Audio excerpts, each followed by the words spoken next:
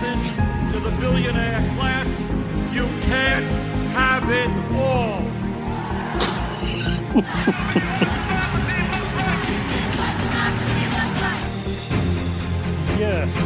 Yes, everybody. Welcome again to another week of The Evolution of Now. My name is Christopher Robinson. I am going to be your main host for the week, and I'm joined this week by two of my esteemed colleagues, Jordan Speed. I don't know why I said Jordan Speed, but... It's okay, Jordan's my last name. It's Jordan Speed. Obviously. Yeah. It's his middle name and his first name for some reason. I don't know. I mean, whatever. Jordan Speed. I was born that way. So, how are things in Jordan's world these days, huh? Oh, not bad. I guess, just as complicated as they've always been. Nothing seems to be resolved. Everything's crazy. Yeah, we do still have a giant orange buffoon in the White House and all that, so, but, Yay. And we also are joined this week by Michael Beswick. How are you doing this week, Michael? I am pretty good. Nice. Tired as all hell at the moment. Knackered, as they might say in the... Knackered. I'm shattered. Knackered. Knackered. These British people and their sayings, you know? I mean, you know what I'm saying here, guys? Mm-hmm. Yeah. You hate us because you hate us. Yeah, that's exactly what it is. See, these British people hate us just because they hate us. There's no reason. They hate us. They hate us. The Americans, they hate us for our freedom. It's just that anti-British propaganda. That's all it is. Yeah. But anyway, what's up in Britain these days, I guess, you know? What's been going on? Well, Brexit's been rolling along. Oh yeah, that thing's going and happening. Oh yeah, I forgot about that. Still. Oh yeah. A group it's going really well, right? Some polling was done recently where a lot of the constituencies that voted Leave have now changed, so they're voting Remain, including my area, which voted 39% Leave in the referendum, and now looks to be voting 51% Remain. So we're seeing massive shifts now, which I think is because of the absolute mess that Brexit is. Mm-hmm. Finally dawning on people. Nice. Sounds fun. Sounds like things are going really well. Mm-hmm. So I guess we should get into some stories, though, for the week before we get into our main topic this week. It's a good one, I think, the main topic. But, Mike, did you have any stories that you wanted to bring to us this week? Well, two. First off, let me get the headline. There it is. Boris Johnson this week was bitten by a radioactive spider. Yeah, he's fine, but the spider is now a complete cunt. Thoughts and prayers. The radioactive spider has become a cunt. Oh, man, that's terrible. I feel bad for the spider, man. But Well, apparently the spider, immediately after biting Mr. Johnson, fathered 2,000 children with several ladies, and then started kicking its spider friends off high ledges. Wow. What a jerk. Wow. It was reported to be seen at an Audi dealership trying to purchase an Audi. Because all Audi owners are cunts. That's it's awesome. bad because my dad actually owns an Audi. Wow. Yikes. Shots fired, Dad. Jeez. Yeah. Wow. The spider was eventually sent to the vets for checks after dipping its legs in ink and writing a load of nationalist bollocks. Well, that's great. That's obviously a joke. That's obviously a joke article from the Rochdale Herald, which I thought was hilarious. I guess there's some kind of like a satire website, right? Mm-hmm. Nice. We can be like the Alex Jones of the left and just put out the conspiracy theory that Boris Johnson is a spider. Yeah, that's a good idea. I think we should do He's a radioactive spider. Yeah, that actually happened, guys. It's totally legit news. So, Yeah. But, yeah. There's no a cunt spider walking around. Seriously, though, the main topic I wanted to talk about today was this article in The Guardian called "Why is the Far Right Dominated by Men?" And the interesting thing is, this is a feminist view on it, looking at why masculinity and toxic masculinity impacts the the far right and their recruiting methods and their ideology. There's another person who's talked about this a lot. However, he's butchered it, and that's actually Jordan Peterson. No, say it ain't so. Oh no, because he talks about it a lot, where he says, "Well, men are men are underrepresented, and they don't have sex, and if they don't have sex, then they get mad and go be Nazis." And you're like,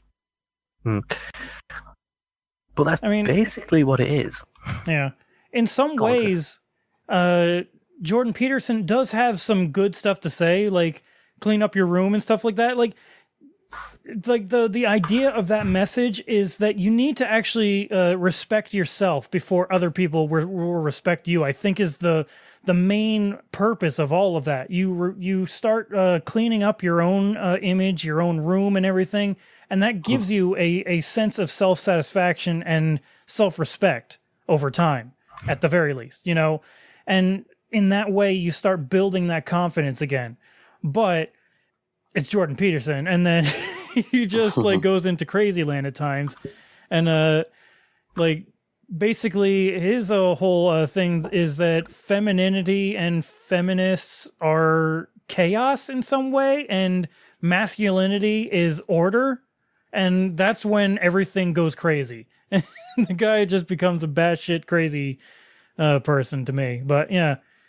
I mean, like I said, there are some messages in what he's saying that are actually not bad for people to actually take and work with, but it's also mixed in with some craziness as well. So, yeah, that's all I had to say.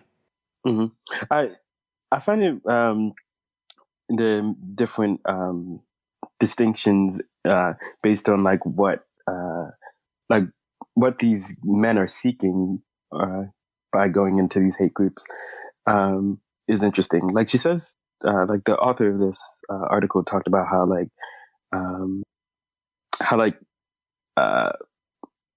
here I can just read a little part of it. They use it to describe or explain their personal situation. For instance, you're single or unemployed because quote unquote others took your your girl/job. And then she also says another reason why they seek or these hate groups are attractive is because masculinity is used to problematize, quote unquote, the other. They are not real men because either they are too effeminate or too animalistic. And lastly, she says, they use it to recruit members, and you can regain your masculinity and thus your girl and job by fighting the quote unquote others. So yeah. Yeah, I did read that. Mm-hmm. Yeah, it's pretty interesting. Yeah, I was going to get to that. No, it's fine. We got there eventually. Jordan just jumped in front of you there, Michael. Cut the line. What a jerk. Yeah. See that? The others are taking our words out of our mouths. I was going to go there, but I was just sure.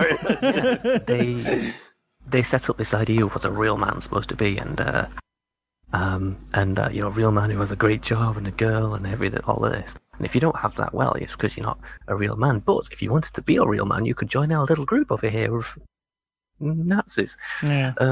And then there's also I watched a thing from ContraPoints. ContraPoints, if you've never seen her on YouTube, she's got a great channel. She talks about a lot of different issues. The one in particular I just saw today was about incels, which are basically the same people that we're talking about right now.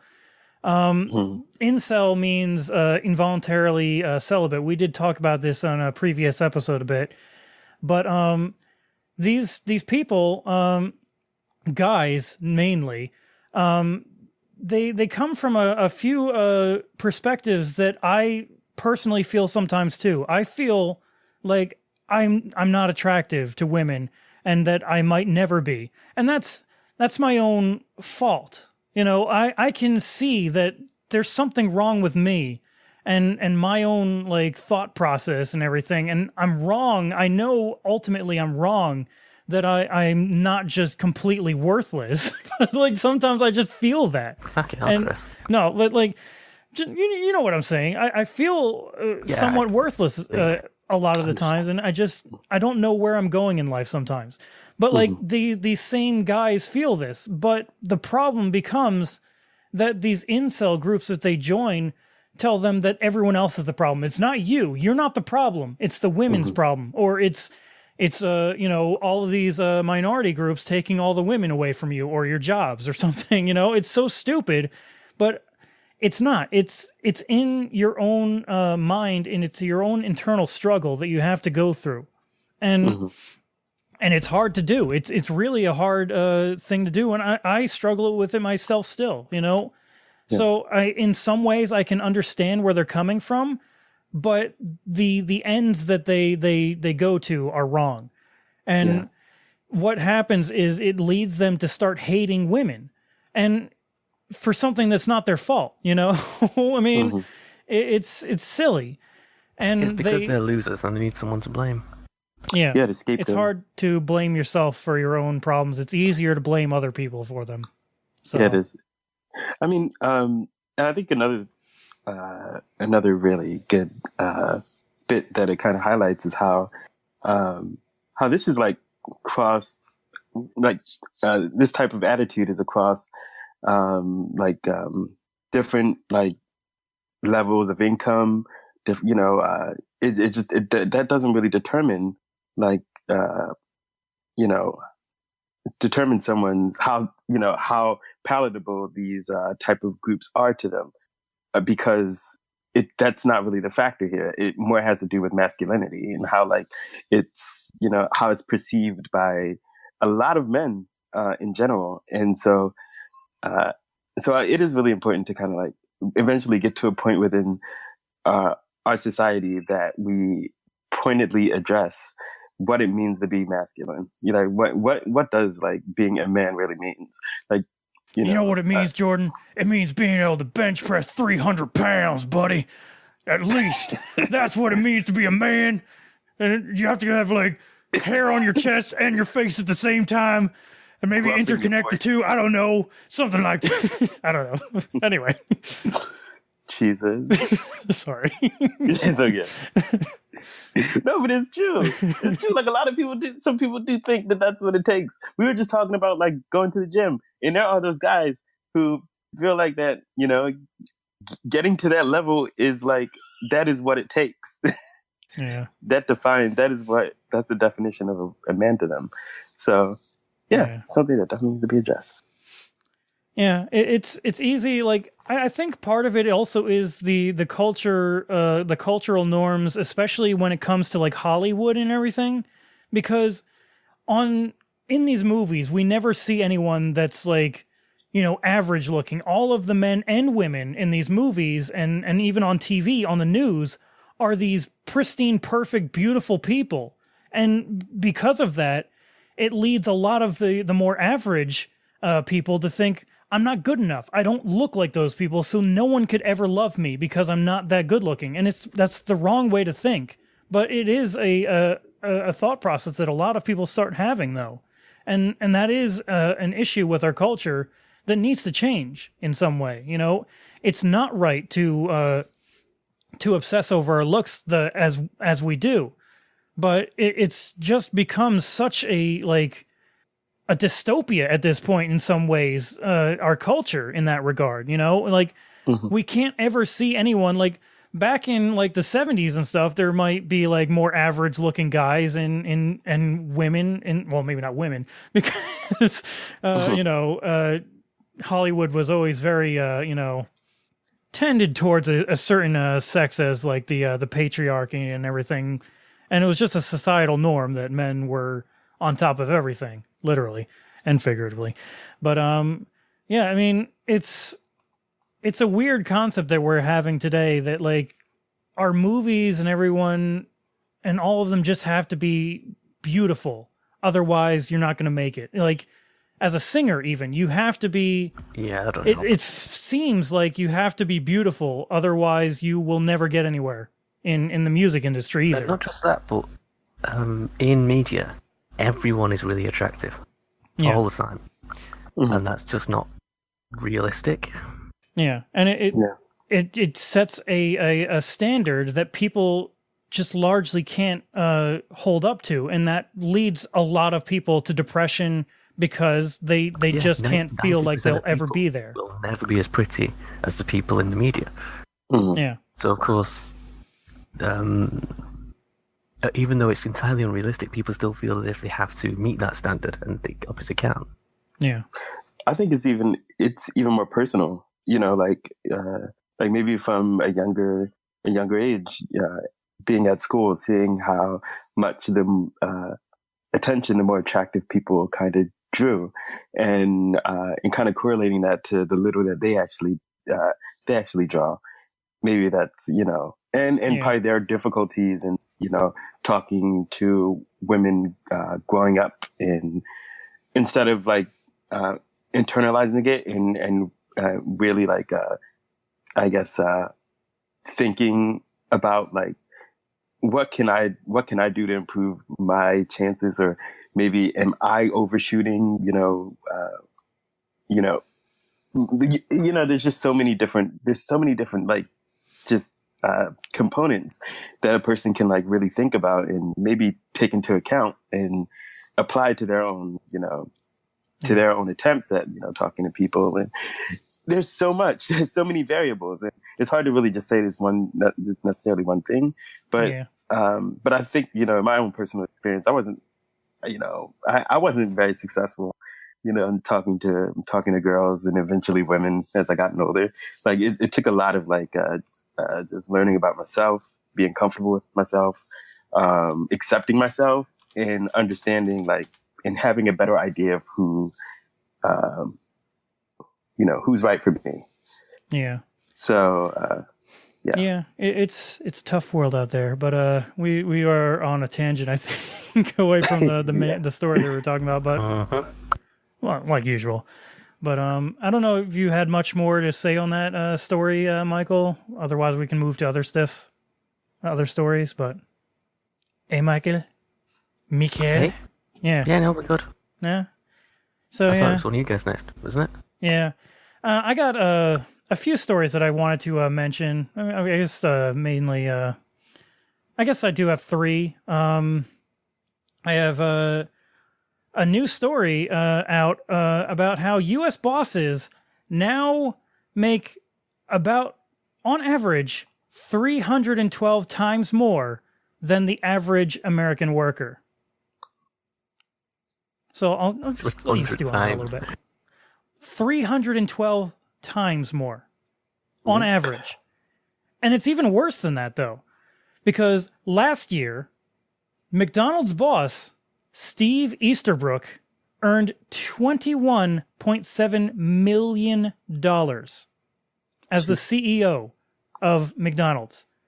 Guess what the median... Oh, I guess I already told you guys this already. The median wage for workers at McDonald's is $7,017. And if you work out the math, that means that the CEO makes 3,101 times more than the average worker at McDonald's. 3,000 times more money. And we can even go to Walmart. Let's go there. The average Walmart worker earns $19,177. Jesus.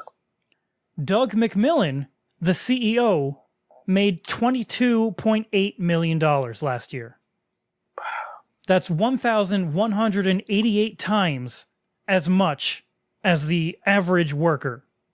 That's incredible.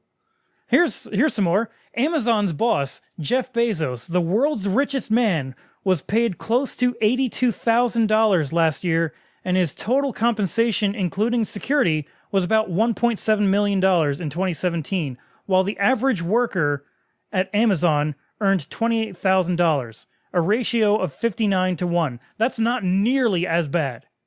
But we all know how messed up Amazon's policies are for their workers. We've talked about it here before. Amazon is notoriously horrible to work for. Like, they put like unbelievable standards onto their workers, and if you are the the low man on the totem pole, as it were, in your job, you get axed. Every year they fire people if you're the least productive. And it's insane what they do over there.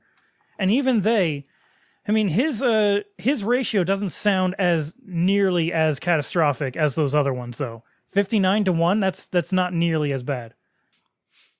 But, Bezos is still very, very wealthy at this point. So, you have to take the two, It's interesting, though, like that ratio is there. 59-1, wow. I would have expected it to be more for the Amazon CEO, but yeah, I guess in some ways he is a little bit more fair than the rest of these, even though he's still making 59 times as much as the average, which I don't know if that's too much or too little at that point. I'm not sure. We would have to really talk about that. But yeah, what do you guys think about that? Isn't that great? Yeah, I mean,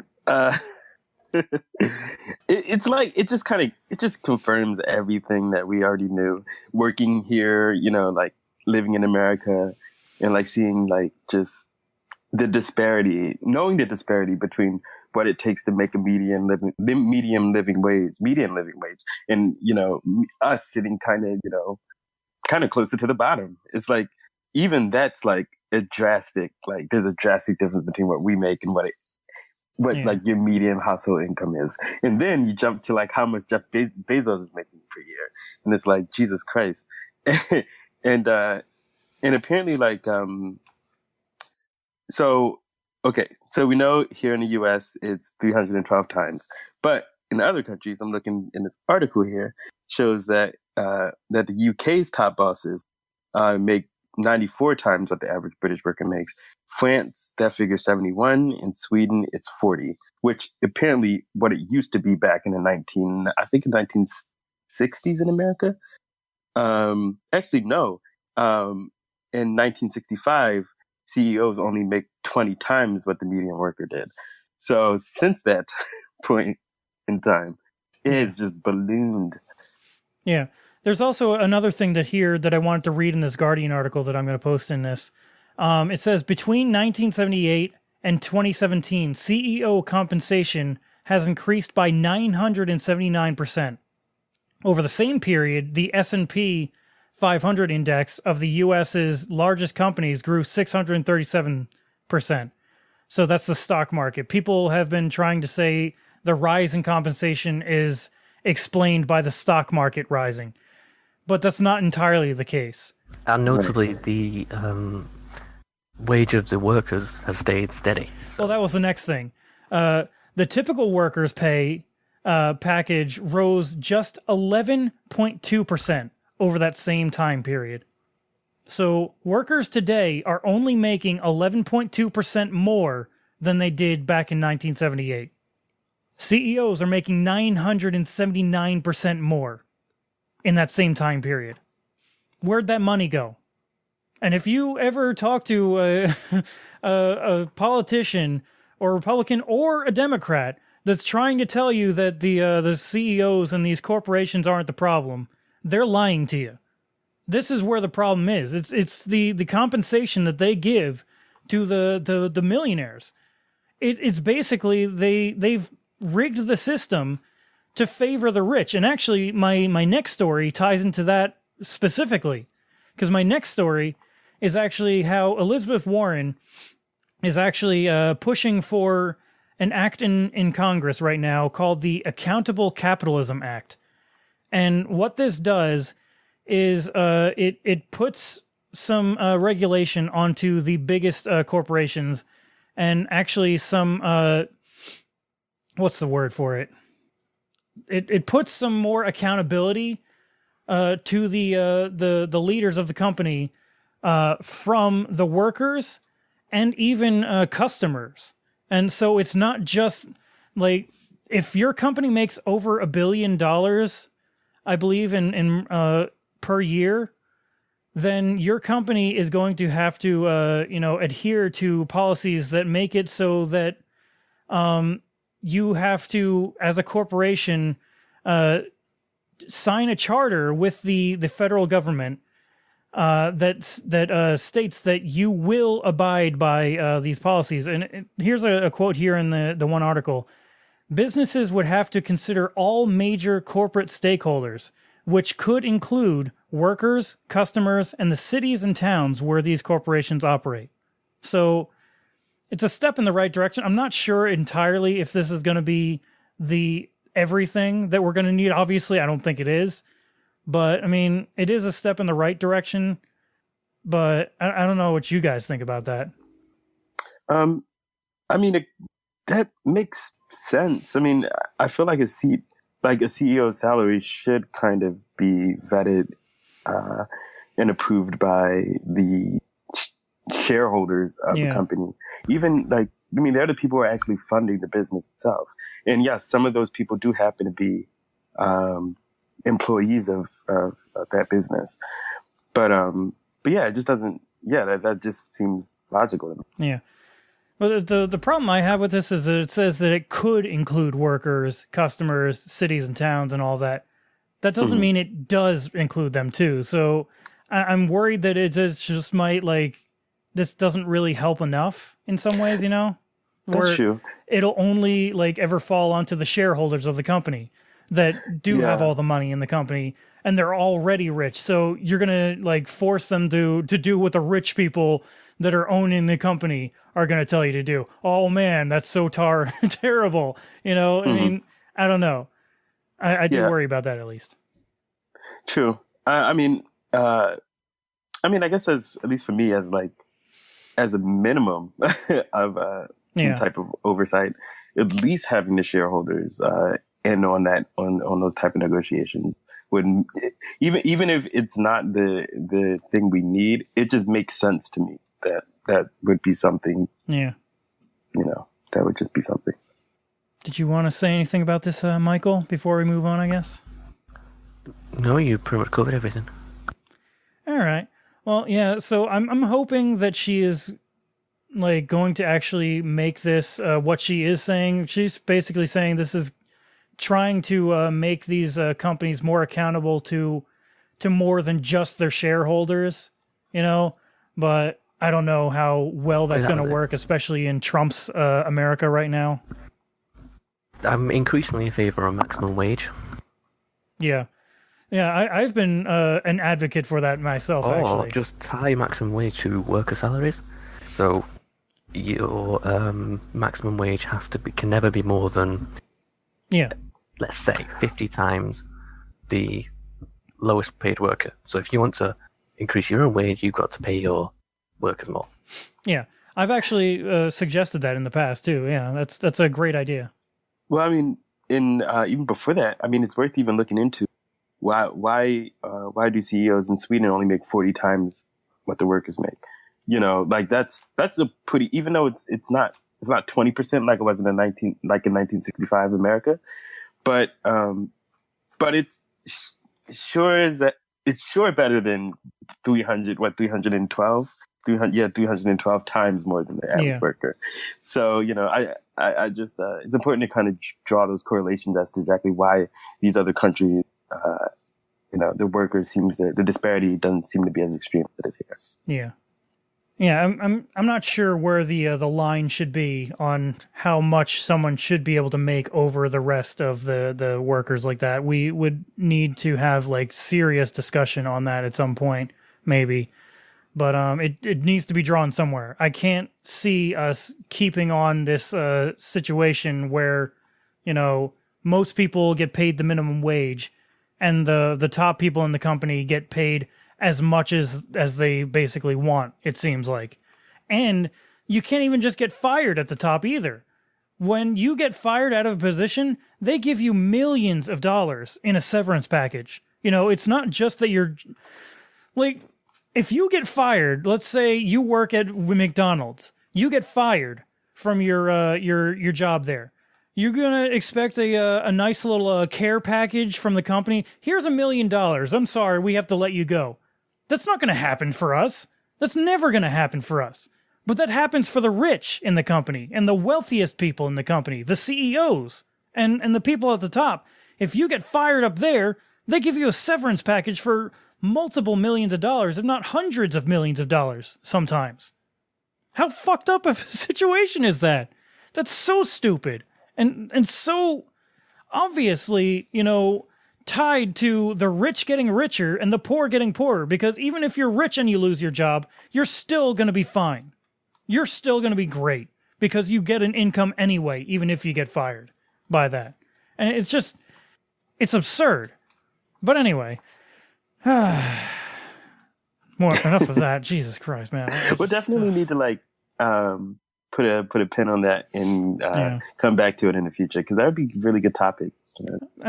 We might have talked about that kind of stuff in the past, but yeah, we probably need to touch up on it at some point. The last story I did want to mention, I probably have gone way too long with all these stories, but I did want to mention that John Brennan has lost his security clearance due to the Trump administration revoking it. And why, pray tell, you might ask, is he losing his credentials? Because he was critical of Trump. They also have a list. Sarah Huckabee Sanders put out a list of people that are also being considered to have their security clearances revoked. Why, pray tell? Well, because they've been critical of Trump. And here's the list. Here's people that the White House is considering revoking their security clearances. James Comey, former FBI director. James Clapper, former director of national intelligence. Sally Yates, former acting attorney general. Michael Hayden, former director of national intelligence. Susan Rice, former national security advisor. Andrew McCabe, former deputy FBI director. Peter Strzok, former FBI agent. Lisa Page, former FBI attorney. Bruce Orr, former associate deputy attorney general. And all but Mr. Bruce Orr have criticized Trump and this administration. All of them. But that last guy, Bruce Orr. He's the only one in that list that hasn't actually criticized the Trump administration. All of them have. And it's interesting that he might be wanting to pull all of their security credentials, specifically them. It's interesting how that works. But anyway. So that's happening too. So, great times we're living in. Oh, I did want to actually mention a quote that Brennan had in response to Trump's characterization of Omarosa Manigault Newman and her expose, basically, of how racist and shitty Trump is. Trump characterized Miss Omarosa Newman as a dog. And Brennan responded, "It's astounding how often you fail to live up to minimum standards of decency, civility, and probity. Seems like you will never understand what it means to be president, nor what it takes to be a good, decent, and honest person. So disheartening, so dangerous for our nation." So that's probably what stemmed Trump to be like, "No, we're gonna get rid of his clearances now because whatever." I don't know. It's pretty amazing that you respond to Trump's fucking viciousness and calling someone a dog because, they had the audacity to criticize you. And, God, this guy, man. Why do we still have this guy as president, man? And it's fascistic. I mean, that... Yeah, that's another thing they were saying, too. It's yet another thing I think you should impeach him for. Yeah, certainly. Not just his, you're using the presidency to go after your critics, that's terrible. We have to impeach you for that. But then, of course, Congress are just a bunch of pussies, so they're not going to do that. But not even just he's been using his position as president for his business opportunities. He's made it so that foreign officials and everything stay in his hotels when they come here because not just foreign officials. he holds events and stuff at his properties, then charges the security services for using them. To be fair, they have really good chocolate cake. They have really good chocolate cake. His hotel, he will stay at his hotel. The Secret Service will rent an entire floor off of him to protect him. Yeah. And if I remember correctly, already, within his first year of being president, I think it was the security, who are they called? The Secret Service. Their budget had already run out a year in, just because of all of the costs and everything of him going to fucking Mar-a-Lago every weekend and everything. It's been insane how much he's costing the American people just being in office, because he's a lavish piece of shit. And what he's really doing is getting a lot of that money funneled to him through his businesses, because that's where he goes. He goes to his own businesses that he never cut ties to, which every other president that we've ever had has always cut ties with every business that they've ever owned, because they didn't want the image of corruption. And it was an actual important thing to do, Mm-hmm. And this guy is completely bucking that tradition entirely and saying, yeah, I'm going to enrich myself as president and make you all pay for it. And then I'm going to tell you, oh, it's all the Mexicans' faults.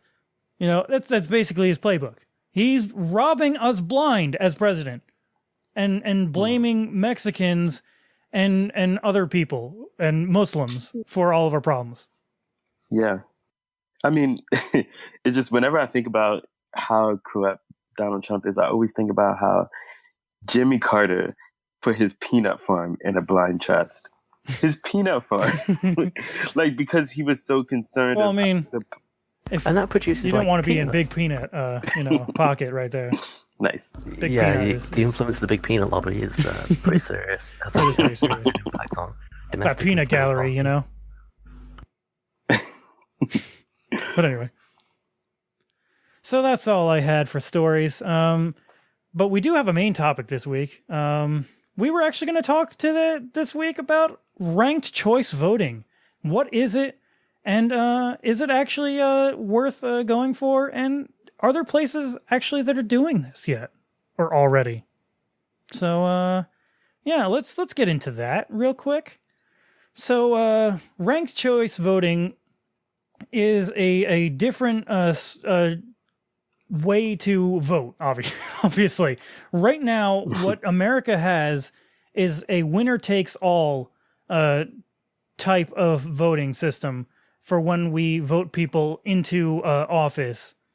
What happens typically is whoever has the most votes at the end is the winner. So let's say you have 5 people in a race, and one person gets 30% of the vote. The next runner-up gets 20% of the vote. The next runner-up gets 10, and so on. That person with 30% of the vote gets elected into that office, even with only 30% of the electorate's, approval. That's our system right now. And so what this ranked choice system tries to do is it gets the people voting to vote ranked choice, and you rank your choices on voting. So let's say you have 5 options. You would select your first one as your main, your number 1, and then you would select your number 2, your number 3, and your number 4 if you want to go up that far. So you pick them, from ranked to your most favorite to your least favorite of the options. You don't have to vote for everyone in most cases, but in a lot of systems, you vote for everyone except for one person at least. And so what this is trying to do is, let's say your 5 options are, let's say, Green Party, Democrat, Republican, Libertarian, and crazy whatsits. I don't know. Or cheesy whatsits. How about that? That's better. Yeah, cheesy whatsits. So you want to vote for the Green Party, but you know they're less of a chance to win, like in our American politics right now. You know that the Green Party is less likely to get into office in most places. So what happens right now is a lot of people are forced to either put their vote into the Democrat Party to beat the Republicans, or put their vote into that Green Party and hope that the Democrats still win over that Republican or something like that. Whereas what this does is, okay, my primary is the Green Party. My secondary is going to be the Democratic Party. My third, I don't know, Libertarians. And you can even just stop there if you want to.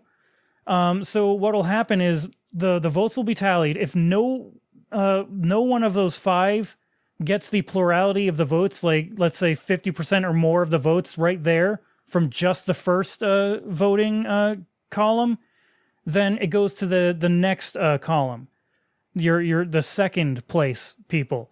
And what happens is whoever got the least votes in that first round of voting gets eliminated, and all of the votes for that person will then be redistributed to everyone else that's left in the race for their secondary category.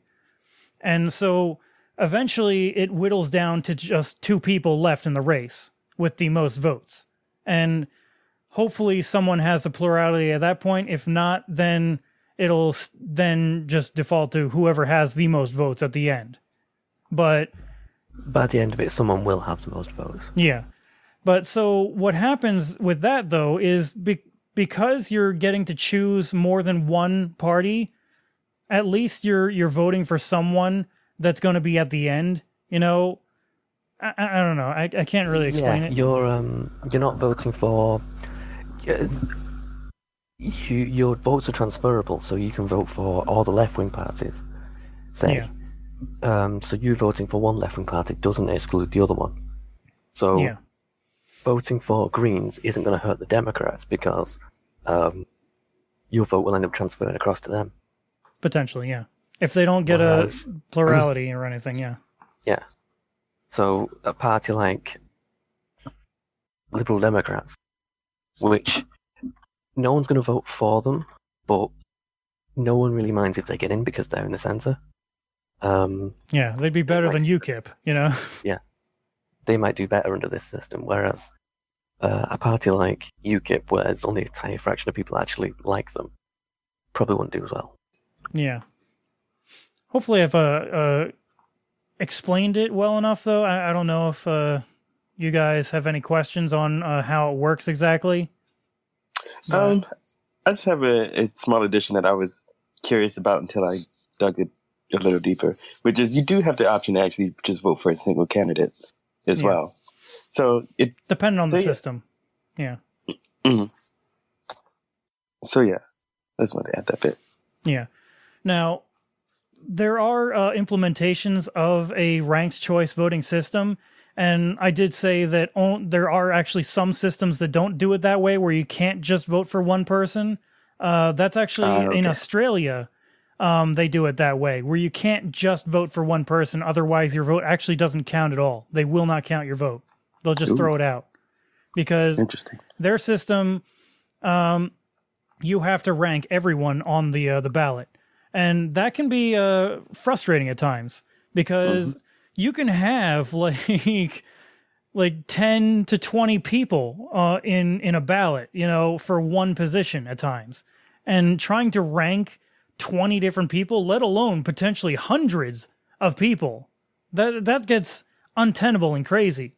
One thing that they also do though, actually, as well as that, like, you can vote down like every single person in the category, or you can pick number the parties. So you can just put your vote towards the Greens as your primary, and then your secondary will be the Democrats, and your third will be the Libertarians, and so on. You know, you can do it that way as well. But if you choose either one, you have to number every single one of them, or they just won't. They will actually throw your vote out. So their system is a little bit different and a little bit more unforgiving in some ways than our system seems to, or the system that they seem to want to implement here would be. We want to get it here as well. So we've got the same problem. We've got a few parties, and there's only 2 that have any chance of winning. Oh yeah? What? What are you talking about? What parties are those? Labour and Conservatives. Yeah. Tories. And there's a few seats that are like, I think Green has, I think it was either 1 or 2 seats. UKIP have no seats. Liberal Democrats, I think it was 8 last time. Might have been. I don't know. Well, I wanted to also go down a list here. If you wanted to add something here, Jordan, for real quick. No, it's okay. I think we'll eventually get to what I want to talk about. Well, I wanted to bring up a list of places where actually ranked choice voting is actually happening here in America already. It's not on any... Well, there is one state level that is actually happening. That is Maine. Maine actually adopted in 2016 the first use of it in an entire state. Now, so their ranked choice system will be for all state and federal primary elections. So it's mostly primaries. So it's not actually for the elections themselves, I guess. But it's a step in the right direction. I think that the federal election itself, not just the primary, should also be ranked choice. But I do remember hearing, though, that the governor of Maine actually vetoed it the first time that this was actually voted for, and won in their, I guess, their legislature. But they actually had enough votes to overrule his veto, so it actually was implemented still. And this year was the first year that they actually did so, and in June of 2018 was the first time they actually used the system. But there's also other places. Berkeley, California, they adopted it in 2004, and it has been used since 2010 to elect the mayor, city council, and city auditor. Cambridge, Massachusetts. It's been in use there since the 1940s in multi-winner ranked choice vote form for the 9-seat city council and 6-seat school board elected citywide. Minneapolis, Minnesota has some ranked choice voting. Oakland, California. Portland, Maine. San Francisco, California. San Leandro, California. Santa Fe, New Mexico. St. Paul, Minnesota. Tacoma Park, Maryland. Telluride, I'm totally saying that wrong. Telluride, Colorado? I don't know. But yeah, that's places that's actually happening here in the States. But there's also other countries that use it. Like I said earlier, Australia uses a ranked choice voting system. Ireland, Malta, New Zealand, Wellington. I guess that's in the UK, right? Wellington? Michael? I don't know. I don't know. It only just says major cities such as Wellington. I would assume that's a British city of some sort. It doesn't sound... It's no British city I know of, and I probably know of. Well, then I'm wrong, maybe. All right, so it's Wellington along with Northern Ireland, and also India, Nepal, and Pakistan also have a form of ranked choice voting. Oh, also London and Sri Lanka. Sri Lanka votes for their president in ranked choice voting. So Pakistan, Sri Lanka, all these places have ranked choice voting systems. Why aren't we going towards this? Interesting, and it's also it's good to know that it's a tried and true method. It's a method that's been stress tested. Because in Australia they've had it for what they say over a century now. So it's this is something that's that they've been able to work out the kinks with it and stuff. Yeah, exactly. Now, I know one of you mentioned earlier before we got on the show itself here that I think it was Baltimore, you said, had a ranked choice voting and then they voted it out? They voted to end it? No. That was Burlington, Vermont.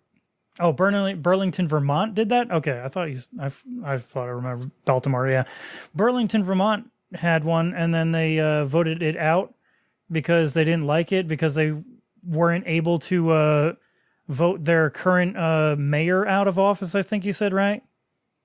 Well, he was the incumbent, and they were hoping that that this method would better I reflect what everyone felt, and so he won 29% of the he got 29% number one. 29% of people within Burlington, Vermont voted for him as number one. And yet, despite having, having that low number, the ranked choice voting still kind of catapulted to becoming being reelected as their mayor because of it.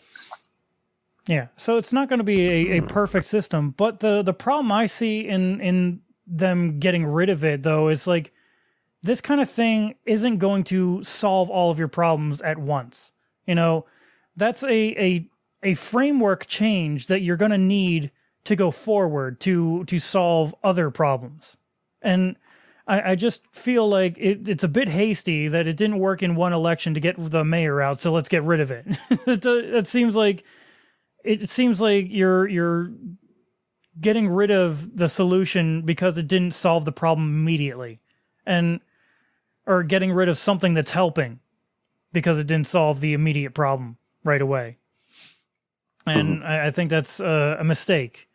I feel like if you gave this a few more years, maybe decades, it would actually start helping. And we could actually start moving towards a more than just two-party system. But that actually also means that people in our communities need to start moving towards that in itself.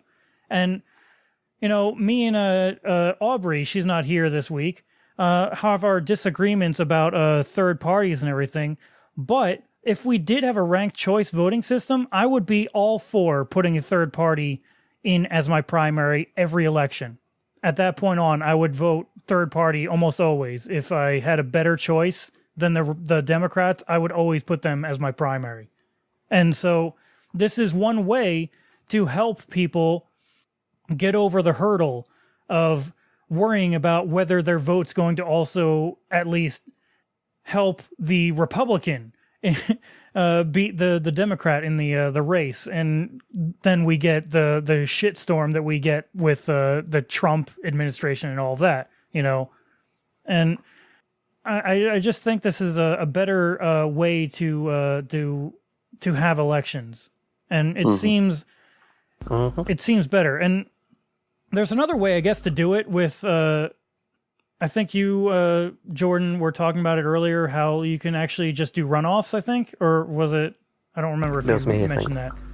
Yeah, someone I think did. it was that. Yeah, it was, but yeah, what the difference is the runoffs are you would have to then go back to the polls and re-vote again for the next few candidates, and then you'd have to keep going back to the polls until there was an actual winner. Yeah. Usually they do 2 rounds, like the French, for example. So all the candidates, they have all the candidates in one round. The 2 winners of that, so it's first and second, go into another one where they vote head to head. Yeah. Now, so in the first round, you can vote for basically whoever you want.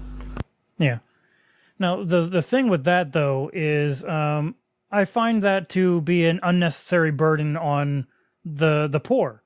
And because poor people in this country need to take time off of work and more time off of work to go and vote. So they might be able to get off of work to vote for the first time, but if you spring on them, you need to come back to the polls to re-vote, then a lot of people aren't going to be able to do that. You guys kind of need to sort that out.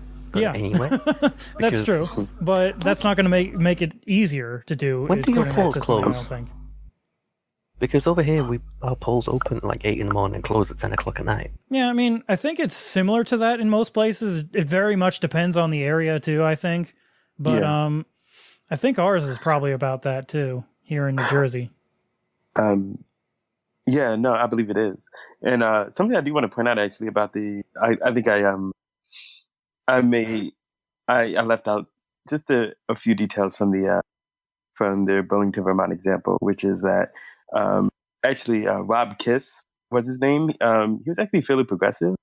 It wasn't the fact that the plurality, or the majority of people within Burlington, Vermont didn't like him. It was the fact that the Republicans within Burlington didn't like him, or didn't like the result of that race. Weird. And so what happened with Rob Kiss, he was actually someone who was endorsed by Bernie Sanders, but unfortunately, what happened was he had to eventually step down because he was involved in a scandal that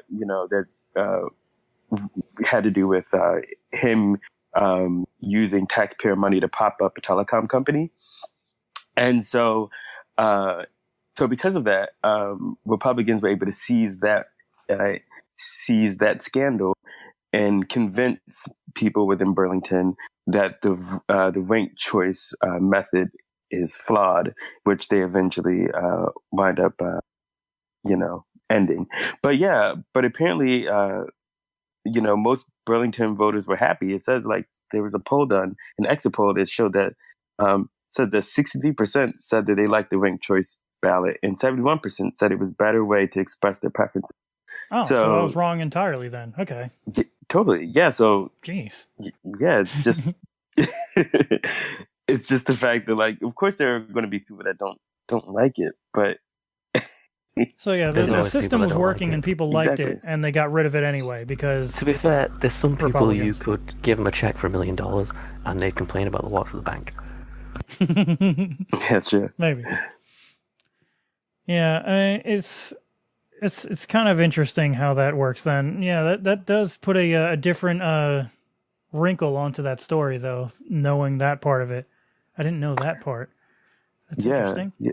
Mm-hmm. And apparently, I think they were further enraged because initially the Republican had the most votes, and then that's when the Democrat started to advance beyond him after the different runoffs.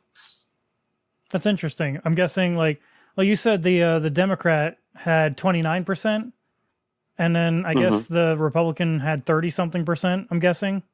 Yeah. And then they went to the secondary parts, and the Democrat actually started winning. That means to me that there's more progressive people in that state than there are Republicans still. And the Republicans are just butthurt because they didn't win. That's basically what that is. And they got rid of it because they were butthurt. Basically. Right. Right. It would work the same or the other way around if you were in a very conservative area.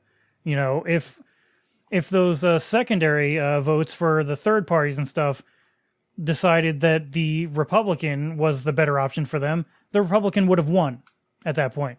They're just pissed off because the winner takes all system that they're used to didn't work out for them. That's really what that is. Republicans are pissy because they lost, and they always get pissy when they lose. Basically. I think what's interesting too is how ranked choice voting can encourage,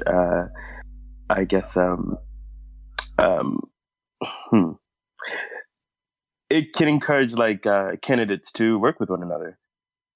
So in Maine, for example, they had their election, I think, recently, and in June, I think June 14th, and two progressive candidates actually encouraged each of their bases to put one another second, to vote for them second.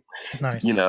So yeah, there was some collaboration there that in Australia, the parties produce cards telling their supporters, we think you should probably vote this way.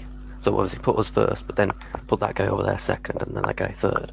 Yeah, but with the Australian system, if you vote for just the party, they'll give you down that line, that card. Yeah. That's how it would work for you. They would just automatically put you down that card of what they suggest you do.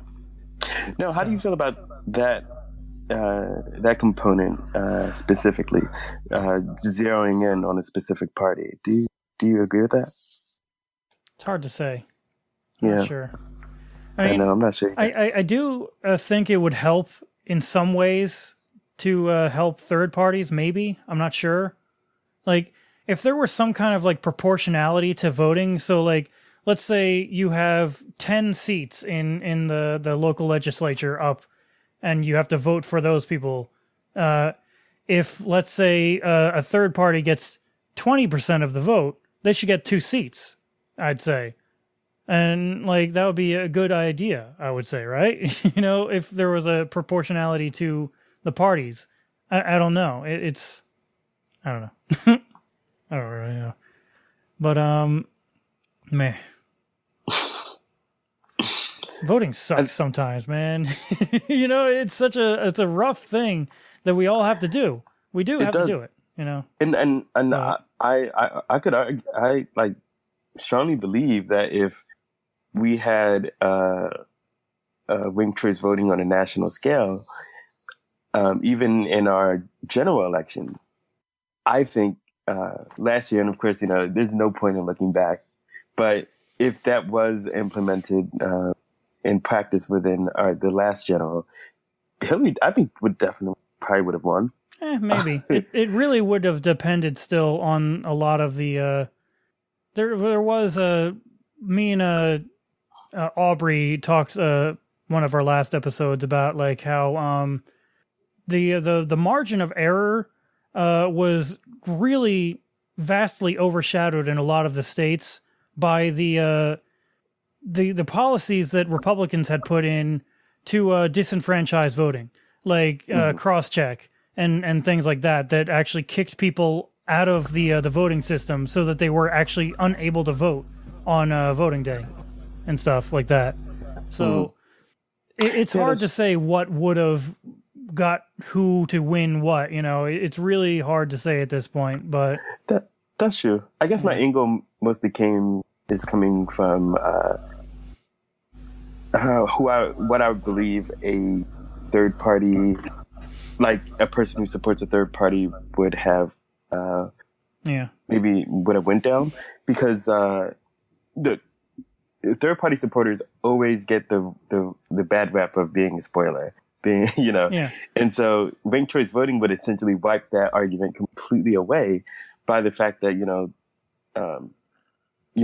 just off the fact that they would be able to actually rank who would come after that.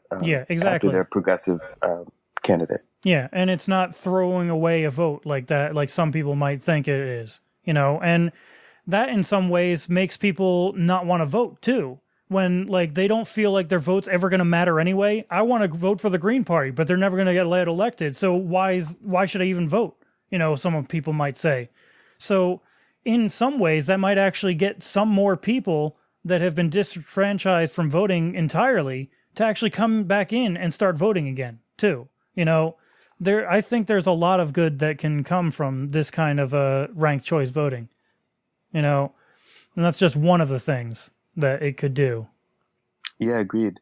I'm trying to find the actual the source, but I remember reading that America, I'm not sure if it was Maine, but I think it may have been San Francisco. Either way, it was a city in America that has ranked choice voting, and it showed that since having it, there was an uptick in the amount of people who participated, like about 10% increase in people who actually came out to vote. Nice. In light of ranked choice voting. So it has the potential to, I was right. I know. No, there's also another few places that actually do have a form of ranked choice voting, but it's only for people overseas and in the military. Some states have systems where it's obviously you can't have a service member it's over in a war voting, and then, okay, you have to do a runoff vote and you have to vote again. Oh God, I have to go vote again. You can't pull people off the front lines of battle like that. And so those instances, there's a lot of soldiers and people that are just living overseas that actually get a ballot that they rank choice on there so that they don't have to keep going and voting and voting and voting, you know? And so that's another way ranked choice voting is already implemented here in the States, you know? And it just makes all the sense in the world for me that we should start pushing towards a universal system of voting that, you know, it should be ranked choice voting all across the country, I think. I think one argument that progressive have of being in favor of ranked choice is that it would give more third-party candidates it would give third-party candidates a better chance. Yeah. Yeah, we've been saying that, right?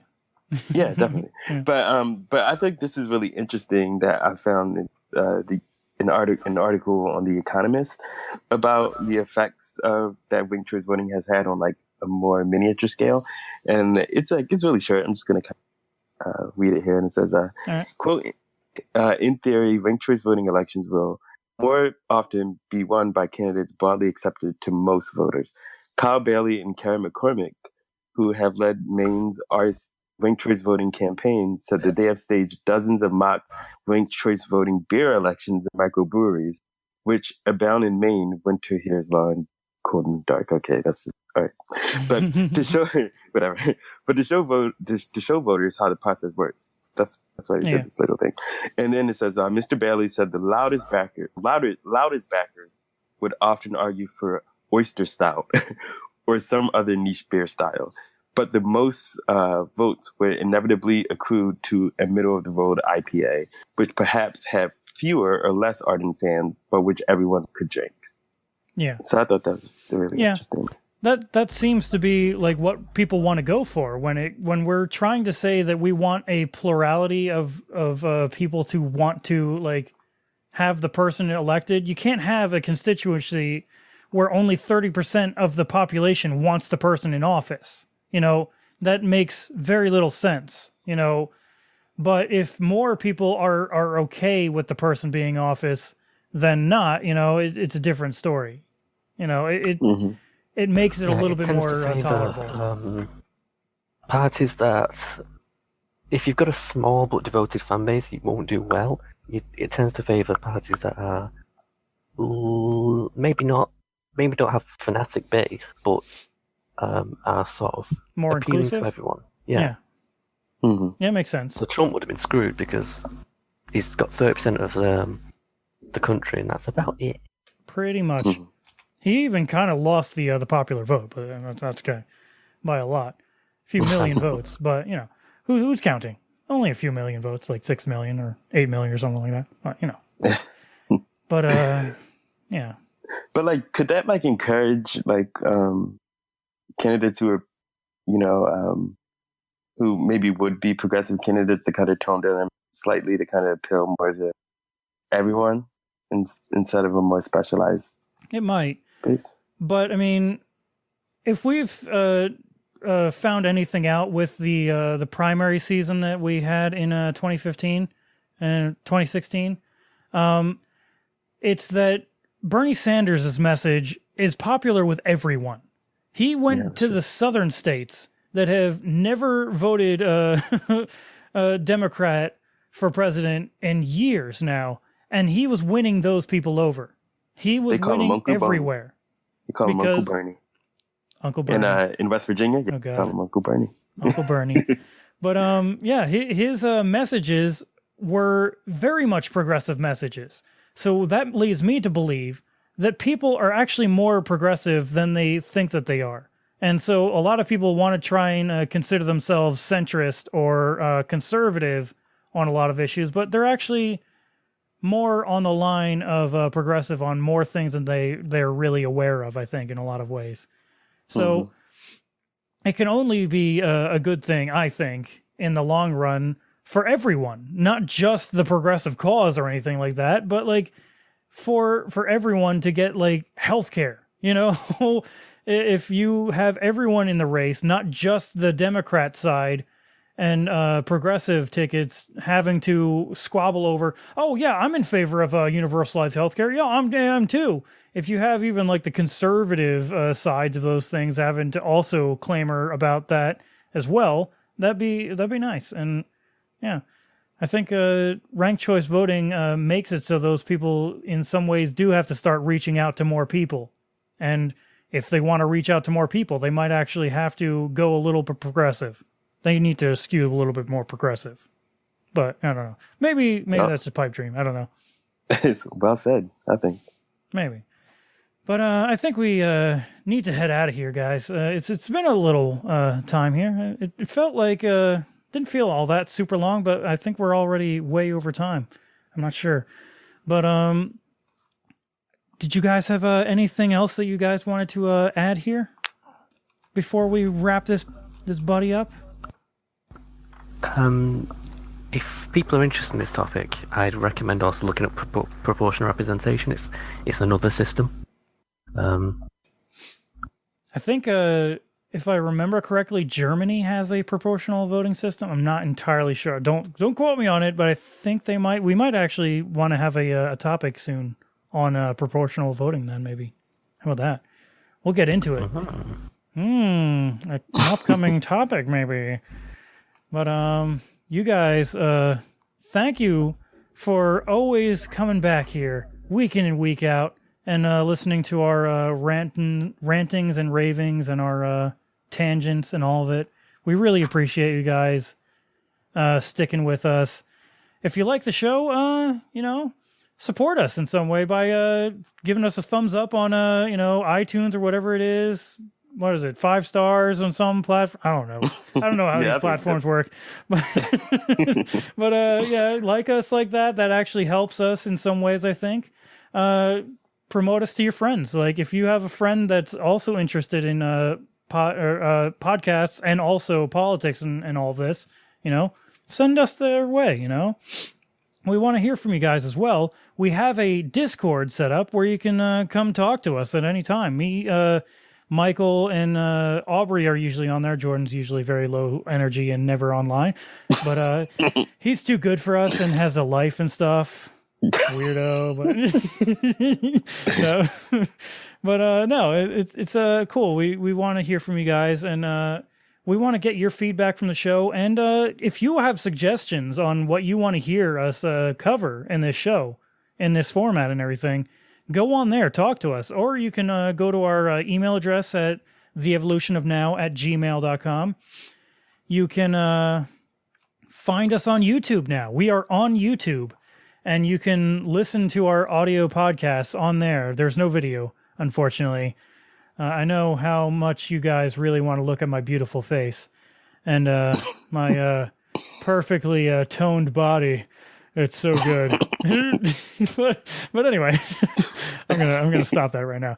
But you guys, what else is there? Patreon. There's a Patreon thing that we have. You can donate a little money to us every month on there if you want to. If you want to, you don't have to. But this is like the longest sign off I've whatever, ever. Man. You just calm down. We have to cover the bases. We don't do this enough. Like half the time we don't even do it. So anyway, you guys, we will see you next week with a brand new topic. You guys have a great week. Bye.